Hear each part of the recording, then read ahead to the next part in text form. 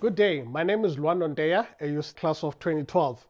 In today's episode, actually, of UCT Alumni in Conversation series, we are speaking to Tessa Barlin, who's a UCT alumna, a filmmaker, especially she's a nature conservationist, and also a certified diver. Let me not spoil it for you. Let's hear it from her. Welcome. And basically, the first question is that people may want to know is basically, can you tell us about yourself and also your journey since graduating at UCT? Okay, so my name is Tessa. I am a documentary filmmaker. I've always been really passionate about wildlife and the environment and nature conservation. Um, and since graduating, I think that my vision was always that I wanted to be like a wildlife cinematographer, work for the big blue chip shows like, BBC and all of that. But actually, through my journey so far, I've actually realized that um, I'm actually able to use my voice and be able to direct and produce my own films. And I've found that that's the best way for me to have the biggest impact. And another thing is that I've realized the importance not just of filming wildlife, but actually of human stories. So I'm really passionate about telling stories that are at the intersection between people and nature, because I think that far too often people see themselves as separate from nature and nature as being something out there. And you can't really care about something if you don't feel connected to it. So my passion is to help people feel connected to nature, to help them realize that actually we need to protect nature in order to safeguard our own lives and our own livelihoods. And I'm also really passionate about indigenous peoples, so specifically the Khoi and the San people of Southern Africa. Um, of course, they are the ones who know nature best, as people who have for centuries and centuries been living nomadically, living so in tune with the environment. They know how to read all the subtle cues of the environment. And so I really believe that we, as so-called Western society, have so much to learn from them about how to tune in and reconnect to nature. Okay, good. And then I just want to now, again, stepping a little bit back, where I want to know what inspired you actually to apply at the University of Cape Town, and also, everyone is what you call this thing. They've been told, to follow the STEM's subjects, and you chose the Faculty of Humanities. So if you can literally just touch on those, basically, what inspired you to come to UCT, and also why the Faculty of Humanities? That's such a great question. So, I mean, I actually, funny enough, I always thought I was going to be a scientist. I always thought I was going to, become a vet or a zoologist or marine biologist. Um, but at the same time, I also really wanted to be in Cape Town. I just felt like my soul belonged in Cape Town. So when it came down to it, actually towards the end of high school, I started to realize that actually, even though I did take science and maths in matric, they were not my favorite subjects. They were actually my worst subjects. And all the while, I also was really enjoying the humanities subjects. I was really enjoying English and history. Those are my favorites, and I did well in them. And so when it came down to it, and I did apply for both a BSc and a BA at all the universities that I could, I got accepted into a BSc at like three or four different universities, but not at UCT. But I really wanted to be in Cape Town. And so I think that I suppose the universe was guiding me in that direction, because in hindsight, coming to study a humanities degree at UCT was actually the best thing I could have done. Not only because I got to be in Cape Town, which is what I always wanted, but also because it actually allowed me to meet so many different people of so many different backgrounds and to engage with the world in a different way that I really don't think I would have if I'd gone the BSc route. Um, it also actually really made me realize that my strength is in creative storytelling. So I realized that I don't actually have to be a scientist to do science communication. And in fact, filmmakers are just as necessary within conservation as scientists. You know, scientists will do the science and then they'll publish their work in journal articles that the majority of the population don't even know how to access, let alone how to read a scientific journal article, you know. So I really do believe that it's actually up to us as filmmakers to be able to take that science and to interpret it and to create it into an emotive and compelling story that the general population will be able to understand and connect to. And then also, while at the university, what tell us about some of your best memories as a student, some of the favorite places actually that you like to chill at or visit on campus. It's a good question. I haven't thought about it in so long, actually. Um, I mean, I think that the iconic jammy steps are always a favorite. I think just, you know, being able to meet your friends there and look out into that beautiful view. Um, for me, the Jammy Plaza and the Jammy Steps have held so much significance, and I think that is so true because everything that ever happened on campus, the Jammy Plaza was at the center of it. So when it was Roads Must Fall or Fees Must Fall, you know, we were always there at the heart of campus on the Jammy Plaza. Like basically history played out on the Jammy Plaza. I think that also just the like hanging out in the humanities building, you know, even though it is kind of like an older building, it's got a lot of character. And to me, I think that's where so much of shaping my character happened. You know, I think that, you know, by studying, you know, the theory and literature of film, television, and, you know, English theory, English literature, yeah, English literature, um, by studying those subjects, I think that's where I really got to challenge my own beliefs and narratives about the world and really shape, you know, the world as I see it, and shape my views of the world going forward. And so yeah, I would say that probably the plaza and then the humanities buildings were my favorite spots on campus. Mm. And then while at UCT, you did documentary film making and screen production. And actually, I watched one of the most beautiful documentaries actually that you did, The Water Dancers. Um, how did that actually, the experience that you got from your studies, you know, shaped the way the way you tell stories? Like like for an example, the way you guys did with the water dancers. Biological indicators are species that can tell you about the state of an ecosystem. Dragonflies make good biological indicators because they have life cycles that depend on both water and terrestrial environment, so they can tell you about the state of both. It's the dragonflies. Are we not water dancers? So I think that with the water dancers specifically, there was a few things. It was number one, the fact that I got to spend so much time around dragonflies. I basically spent a year in Kirstenbosch filming dragonflies. That really helped me tune into like dragonfly behavior. It really helped me tune into what times of day they'd be active, where I could find them, what they like to eat, you know, when they would fly over the water, when they were going to look for a mate. So it really helped me actually become an expert in dragonflies.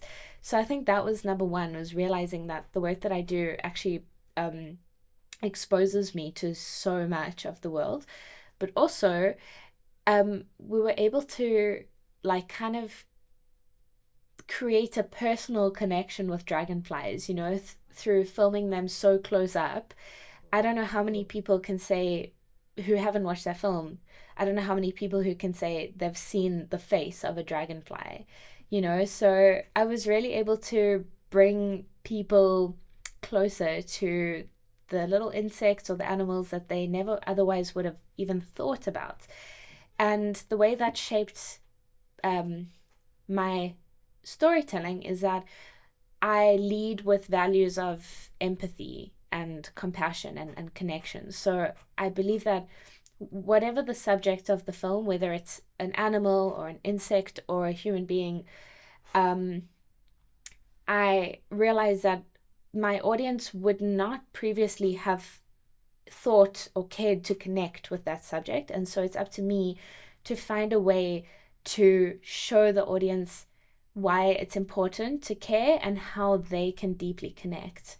And I think that that's really one of the most important things, not just in filmmaking, but in social work and in changing the way that we see the world and the way we relate to other humans. Because most of the time you were brought up in a certain way with certain beliefs, certain cultures instilled in you, and then you go out into the world and you engage with other people who have completely different beliefs, who have completely different upbringings, different financial settings, different social settings. And so it's so easy to just shut them out. And I think maybe just that's how conflict arises. So I believe that my work is always to keep those doors open, to keep that dialogue open, and to find ways to help humans of completely different backgrounds to find common ground and to connect. And actually, you did touch on actually on one of my, actually about two or three of my following questions. With one of them actually is to, like the film industry is vast, but you chose specifically to focus more on the environmental side, the nature documentaries. What beside conservation, what really inspired you actually to? Because I mean, you could have went to Hollywood to do the Marvel movies or anything, but you decided to just choose nature and environment. Growing up, I was always exposed to nature. I was lucky enough to be able to go to the Kruger National Park almost every year. I was lucky to visit the Drakensberg Mountains. So I always had a personal connection to nature. But it was actually round about the time that I left high school, and also again through my university career, I started to understand that the majority of the South African population doesn't have that privilege of accessing nature the way that I have. And an example was the rhino poaching, right? Rhino poaching, of course, is like a big crisis in South Africa, but it's perpetuated by the fact that the majority of people living in our country actually don't have access to go to the national parks to be able to even see those rhinos.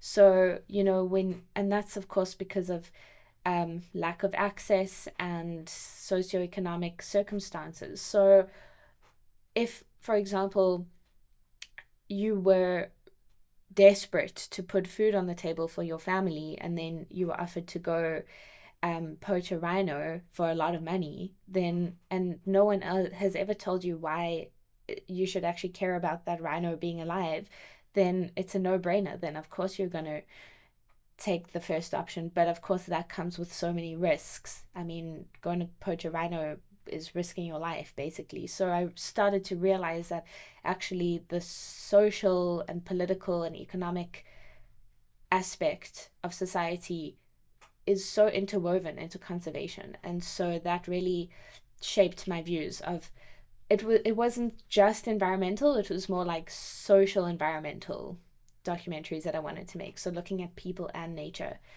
And I think another thing you said, I could have just gone to Hollywood, but I mean, I just really love South Africa and I'm really passionate about South Africa. And we have so many stories to tell. We might not have the Hollywood budgets, but we have the story and the talent and the potential. And I felt like it was really important to shed light on more of the stories that we have here at home, because there's so many people who can teach the world so much about looking at a particular subject or looking at the world from a very unique angle. So that's why I really felt passionate about staying here and telling stories at home. And now, actually, leading up to my next question, where basically we dive deep, but basically, no pun intended there. I've noticed actually that you are actually a certified PADY dive master. And basically, what got you into diving and what role has that played into your filmmaking career? Okay. What got me into diving is that I've always been fascinated about the ocean. But growing up in Johannesburg, I didn't really have access to the ocean that much. So when I did come on holiday to Cape Town or to Durban, I was always just absolutely enthralled by going to the aquarium or going to swim in the ocean. It always just felt like home to me. It just felt natural. And also I'm a Pisces, so there's that. I know you won't put that in the video though, but but yeah. So when I did come to UCT, I think it was always kind of on my bucket list to get scuba certified. So in my first year, which was 2014, I got scuba certified, but I actually hated it. I found it so stressful. I was like, this is not for me. I don't know why anyone does this for fun. Breathing underwater is not natural. Um, and I actually didn't do it for 4 years. Um, but I realized 4 years later, so it was actually in 2018, after I'd finished varsity, I went to a congress called NEWF, NEWF. Maybe you've heard of it. It stands for Nature, Environment, and Wildlife Filmmakers. And then there they actually had a panel of underwater filmmakers.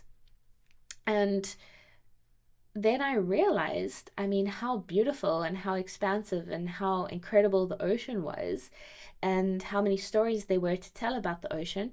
And I thought to myself, like, what am I doing? I live in Cape Town. Why am I not diving? So I actually decided, I was like, I'm gonna go do a refresher course and I'm gonna get back into diving. And I also had this mission of wanting to incorporate it into like a mindfulness practice. I was like, I really want to use diving as a way to be in my body and become as present as possible, because obviously with scuba, like, you have to focus on every single breath you take. So that was those were my two motivations for getting back into scuba diving. Um, and I think the way that it's changed my storytelling is, I think that what the ocean does to your brain is that it makes you realize that actually everything is so fluid. When you're in the water, everything is different. You're in a completely different medium, so you're able to move your body in a completely different way. And somehow that actually affects the way you think. It helps you think about everything from a different perspective, because also everything down there is completely alien. It's a totally different world down there.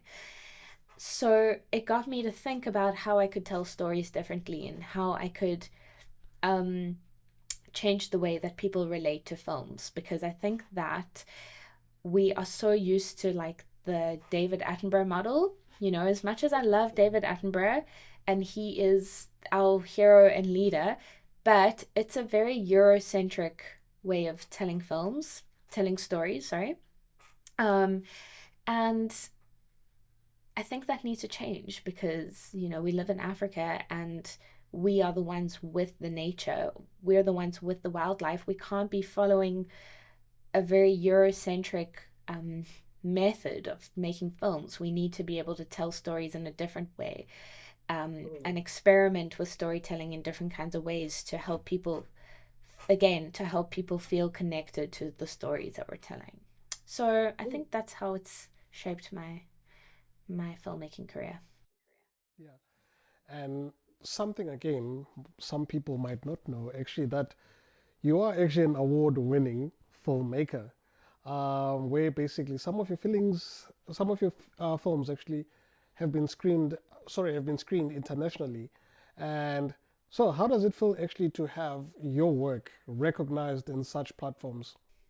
It feels kind of surreal to have won so many awards at this point. Like, I still to this day wonder if it's even real, you know, like did they actually mean it when they gave us that award, and yeah, maybe it's something I need to work on, like actually believing that the work I'm putting out there is good, to be honest. But it feels amazing, to know that people do resonate with the work you're putting out there and that they do find meaning in it. And I think, yeah, obviously having your film screen at festivals, it feels incredible to know that there are people out there who want to help you get your film seen by as many people as possible. And that's really, yeah, that's really a big privilege. So, I think it's been, even though I'm 30 now, it's been like what's it been like, an 8-year journey so far, 8, 9 years. It's been a process of me having to like actually kind of convince myself that I am doing a good job and that people do appreciate the work that I'm doing.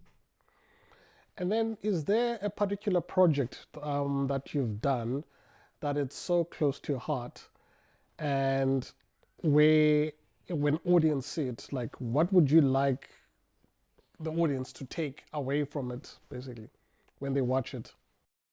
So my recent film, Fading Footprints, which is a film about a group of Khoisan people in Botswana called the Junwazi. Um, the film is a social commentary on the fact that this is a group of people who's one of the oldest cultures on earth, and for 60,000 years they've lived on this land and been so connected to the land and lived nomadically, hunting and gathering. And now, because of political conflicts, they've been forced to stop living nomadically. They've been evicted from their ancestral land, which is the Kalahari Desert, and they've been forced to settle in villages. And also, they've been forced to coexist with other groups of people. So the whole situation is completely unnatural. And I think what the film shows is the nuance and the complexities that exist there, right? So it's not all bad, it's not all doom and gloom. I think the film really does aim to show the lightheartedness and, the joy and fun and joking around and the playfulness that still happens, but at the same time sheds light on the very real human rights issue that has happened, and shows that the Khoisan people have been marginalized by every culture in Africa, for the past couple thousand years. And it shows that I think the film also asks audiences to question the notion of capitalism and wealth. What does wealth mean? Because we have a visual contrast between our subjects living in the bush, where they are so free and happy and, really just, they feel so rich when they're in the bush, versus when they're in the village, then it shows obvious signs of poverty. So basically the film kind of asks us to question, you know what does poverty actually mean, and actually, in this case, for the Khoisan people, being allowed to live their nomadic traditional way of life is the thing that makes them the most wealthy and the most free. Now you have students who are studying or coming to UCT, and they want to follow your path. They want to follow the filmmaking path. And is there, I know it's like a cliche question, but is there like a particular advice that you'd give them on how to approach it? Because again, it's not easy. It's not, the road is never the same for everyone.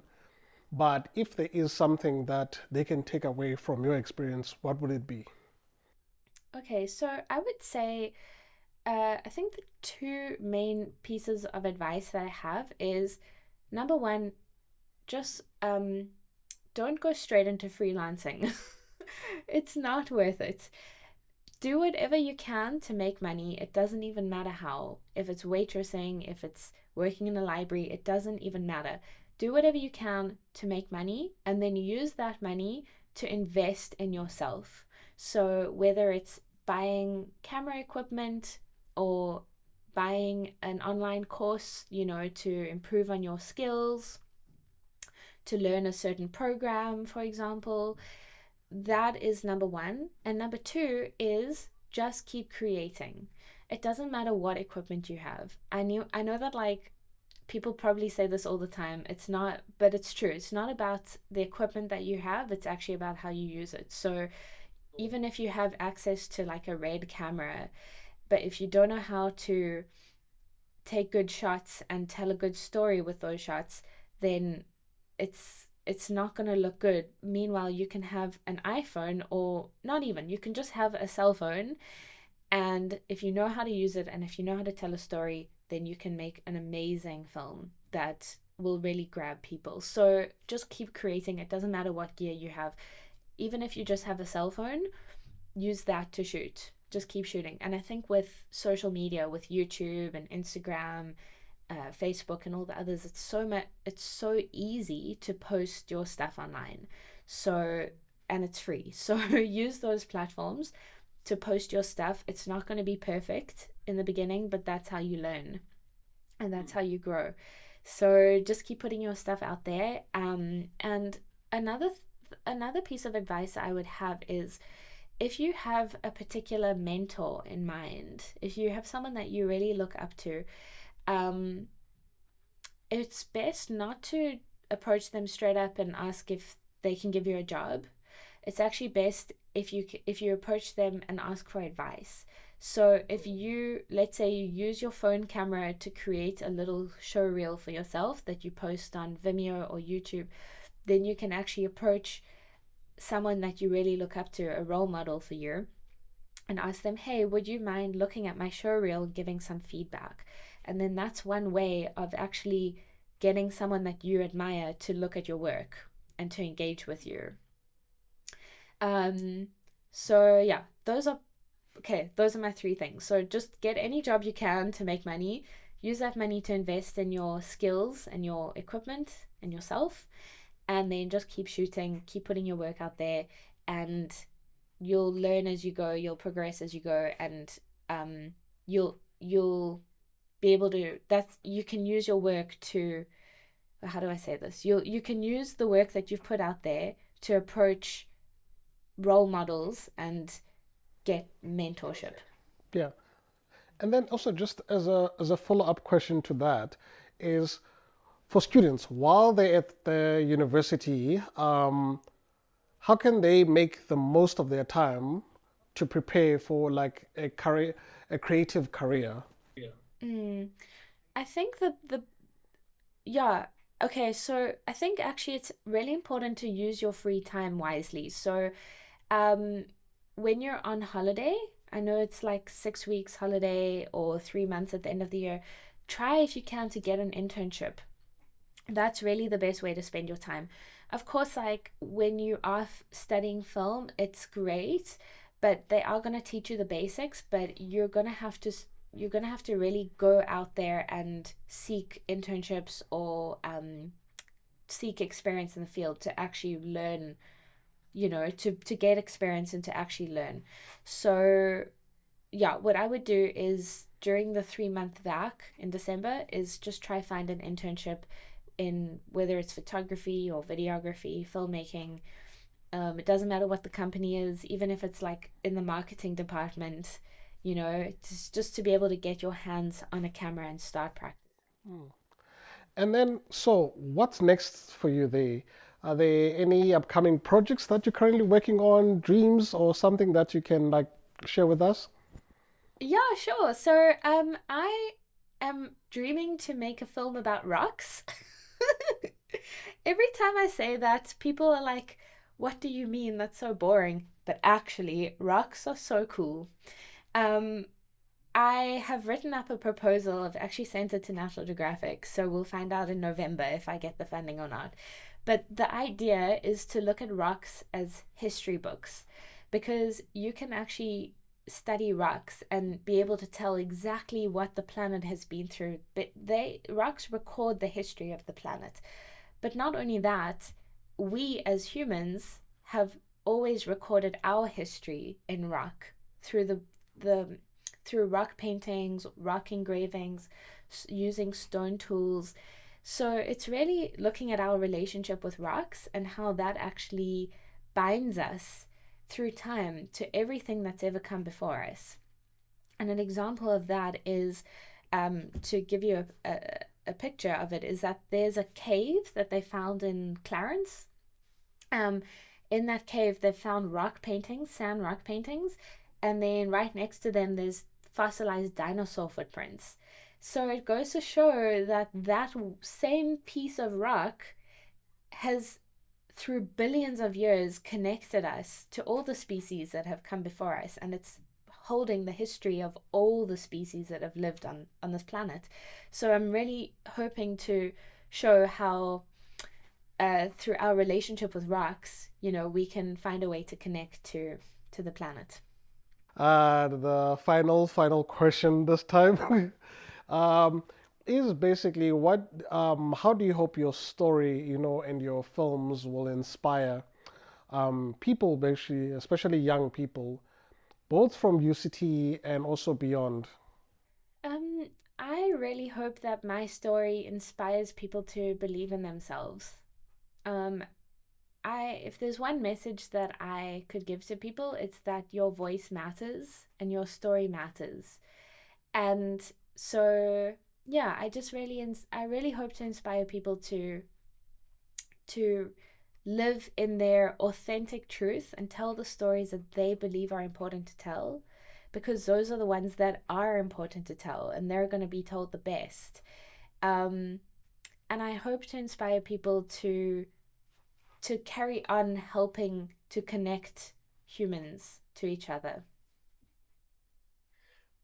How do people, if people want to get hold of you or your work, how should they go about it? The best way to connect with me is through Instagram. That's where I'm the most active, and it also is where I link all my other work, whether it's YouTube or Vimeo. So yeah, definitely connect over Instagram. And if you want to chat further, my email address, it's a bit long, but it's tessabarlinphoto@gmail.com. Okay, yeah. I just want to say actually thank you very much for this conversation. It was quite interesting, especially to hear your story, and also trying to get in touch with some of our UCT alumni who have actually been doing great things, because people always assume is that people who do great things, are the big millionaires and people who are like who appear in magazines, but there are people like you out there who are telling great stories, and especially the focusing on nature and conservation, which is something actually that we can see actually through your passion, and also diving, where for me the closest thing I came to diving was, why am I forgetting now this?